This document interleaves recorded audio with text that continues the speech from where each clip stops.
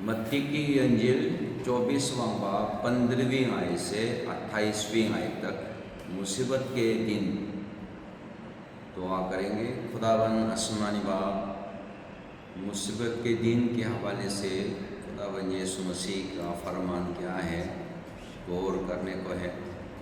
हमें तौफीक दे कि मुसीबत के दिन में हमें क्या करना चाहिए उस पर तवज्जो हो।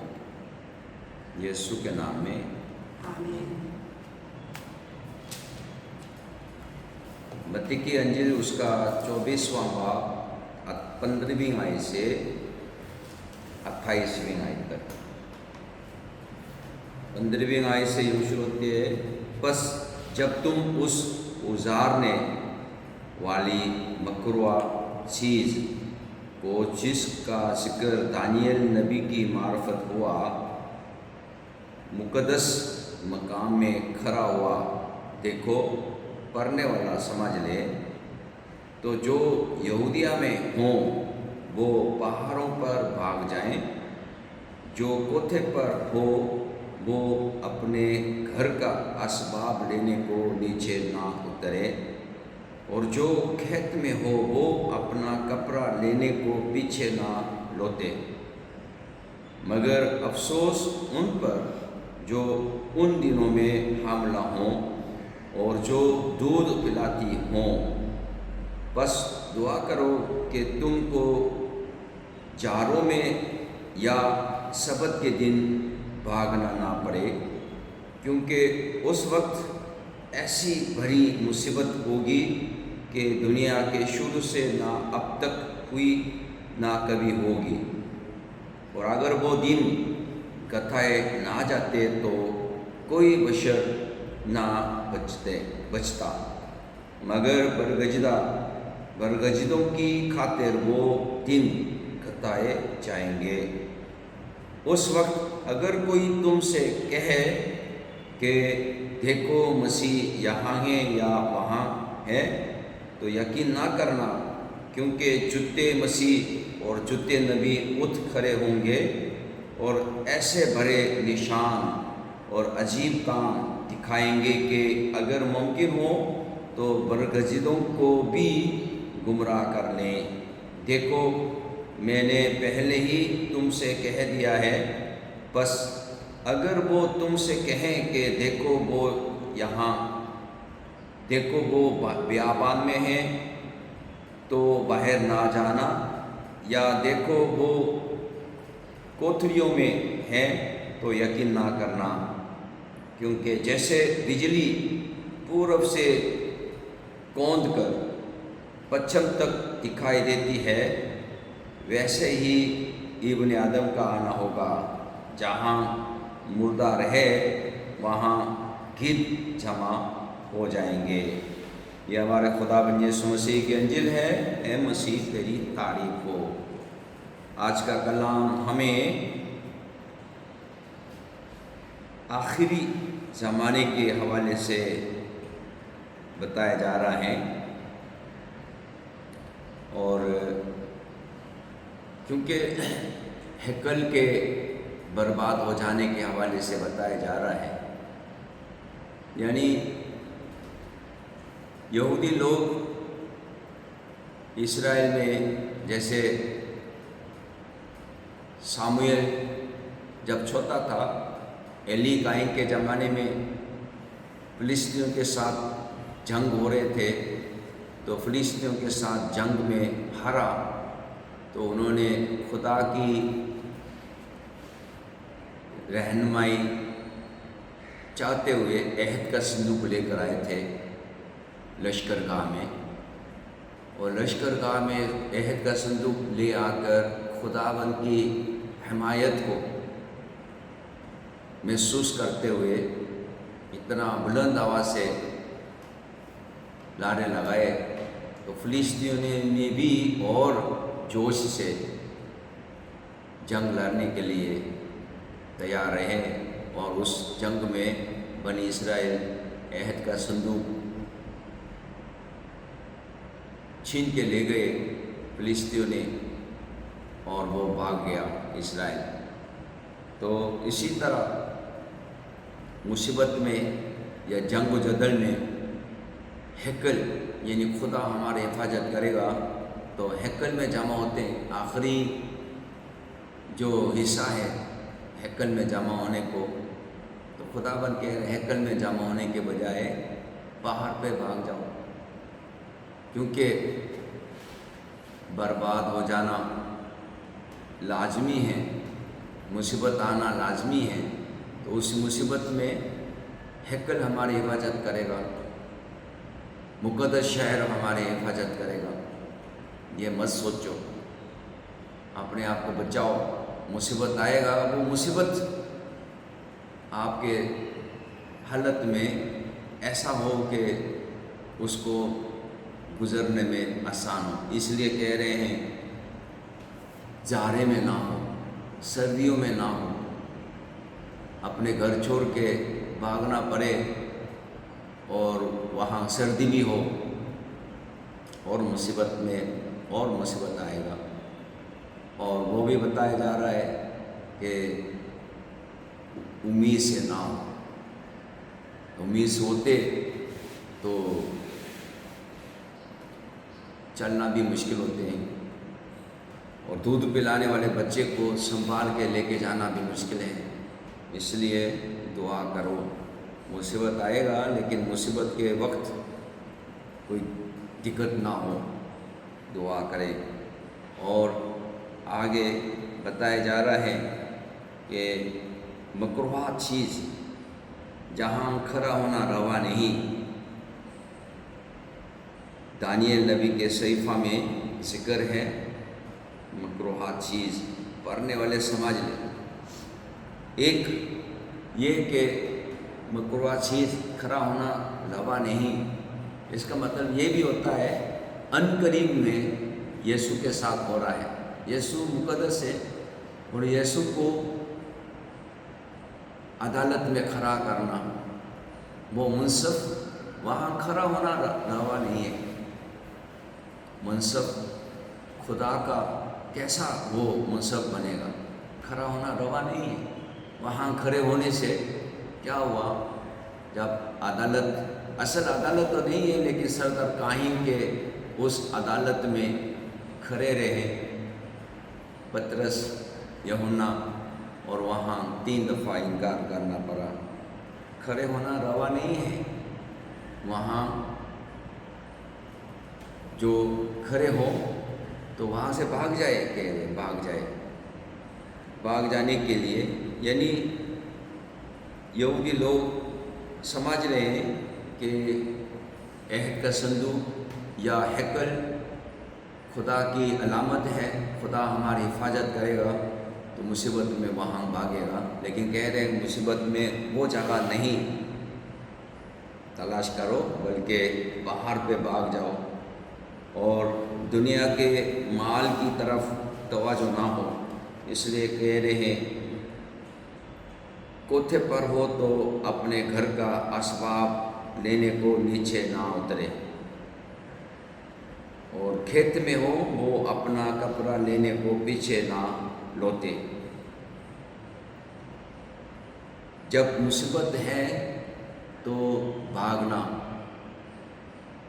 خداوند کی طرف سے اجازت ہے، مصیبت میں بھاگنا، کیونکہ اکثر سمجھتے ہیں کہ مصیبت، کیونکہ آج کل مصیبت زیادہ پھیل رہے ہیں کہ ایران کے ساتھ اسرائیل، امریکہ روز بمباری کر رہے ہیں، اور ایران تو اسرائیل کو مارنا، امریکہ کو مارنا، اسرائیل تو مارنے میں اس کی طاقت آ سکتا ہے لیکن امریکہ تو بہت دور ہے، امریکہ کو نہیں مار سکتے۔ اس لیے امریکہ کے حمایت والے جو میڈل ایسٹ میں ہیں، دبئی والے جو امریکہ کے حمایت ہے، کویت والے، عراق والے، وہاں امریکہ کے بیس پر امریکہ کے جو فائدہ والے ہیں اس کو مارتے ہیں۔ تو کہہ رہے ہیں کہ بھاگ جائے، تو بھاگنے کی وقت میں بھاگنے سے خداوند اجازت دے رہے ہیں۔ دیکھو میں تم سے پہلے ہی کہہ دیا،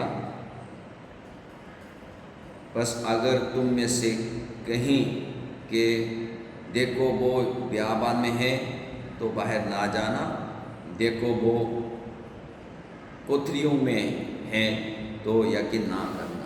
یعنی مصیبت، یہ بھی مصیبت ہے کہ مسیح ہے ہی نہیں اور وہ اپنے آپ کو مسیحا کہتے ہیں۔ مسیحا کہنے کا مطلب ہے آپ کو میں بچاؤں گا، آپ کو بچاؤں گا۔ دنیا کے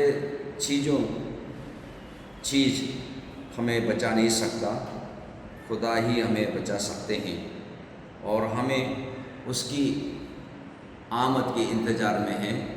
تو دیکھیں، جیسے بجلی پورب سے کونڈ کر پچھم تک دکھائی دیتی ہے، ویسے ہی ابن آدم کا آنا ہوگا۔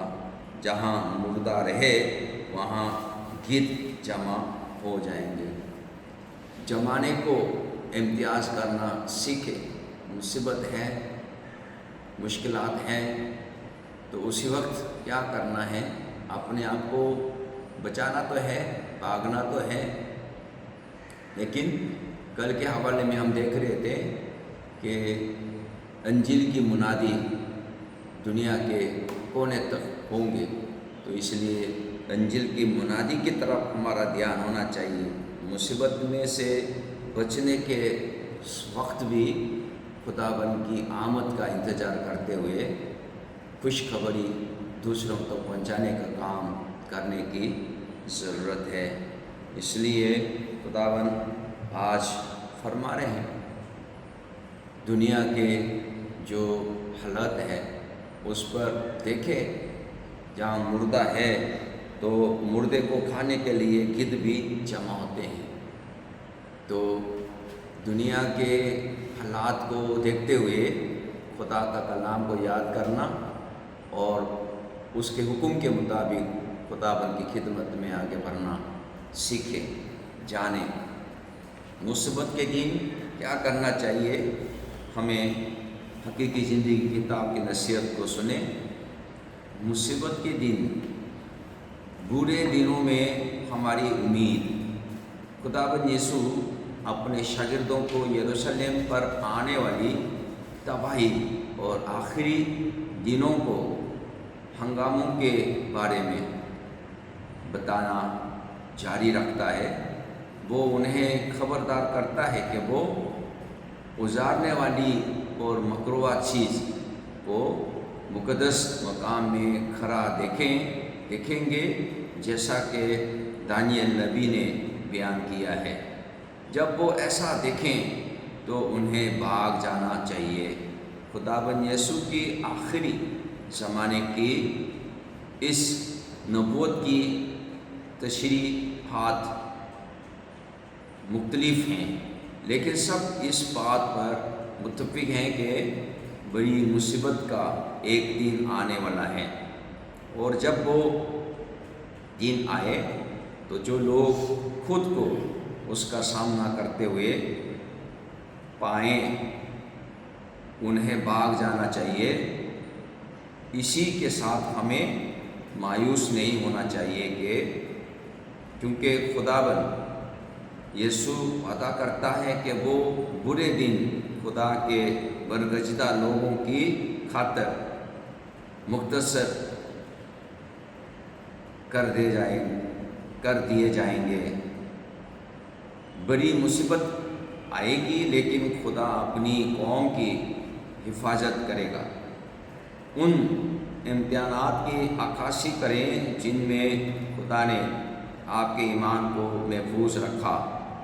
آنے والی آزمائشوں کے بارے میں جو بھی اندیشے آپ کے دل میں ہیں، اس کے حضور ان کا اقرار کریں۔ دوسرا ٹائٹل ہے زندگی اور موت کا معاملہ۔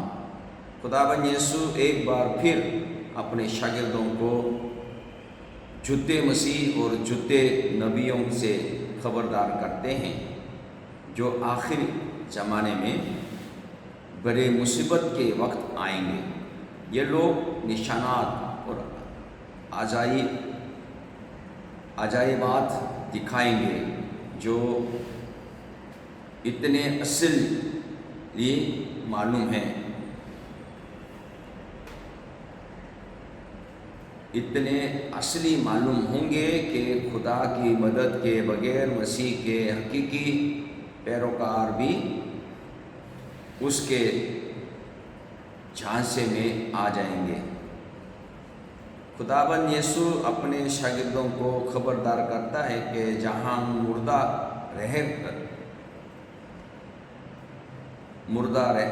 रहेगा वहाँ गीत भी जमा होते हैं।